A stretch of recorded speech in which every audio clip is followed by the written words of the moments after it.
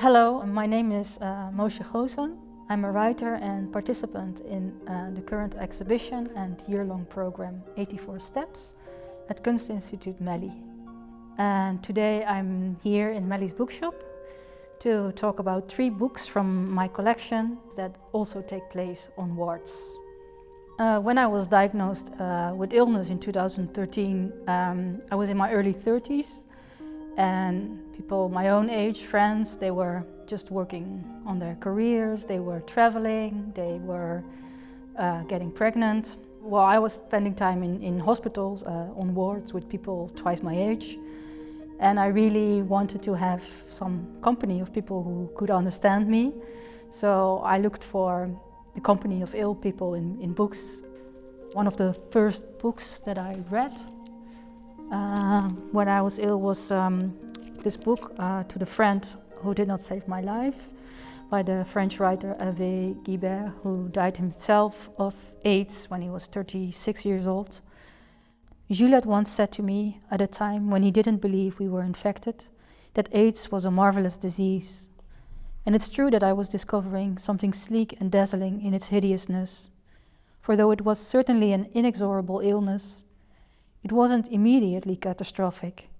Hervé Guibert was a very close friend of Michel Foucault and also looked after him when he was ill and dying. It really became an important book for me because, well, first of all, he gives this meticulous descriptions about his medical appointments and the way he was treated by doctors, and also his literal treatment, like the medications and everything. And in a strange way, this prepared me also for my own, for all the medical tests that I had to undergo myself, like x-rays and scans and surgery, endless blood work. So in that sense, it really became kind of like sort of preparation guide or something for what I would have to expect for these tests. So the second book that I would like to talk about is a book called A Leg to Stand On by Oliver Sacks. What I really like about this book is that Oliver Sacks, the famous neurologist, suddenly turns to himself, his interest onto himself, and not so much for a professional purpose, but as a kind of form to, as a way to recover his sense of agency, which he felt he has lost completely while being a patient in hospital. All of a sudden, after a couple of days in hospital, he started to lose the ability to perceive his leg as his own, and this, frightens him a lot. Basically, in order not to lose his mind, he just starts to describe and observe, and these descriptions, they're just really beautiful and frightening to read as well. I mean, it really reads as a ghost story. So the last text that I want to share is inside this book, a well-known essay by Virginia Woolf called On Being Ill.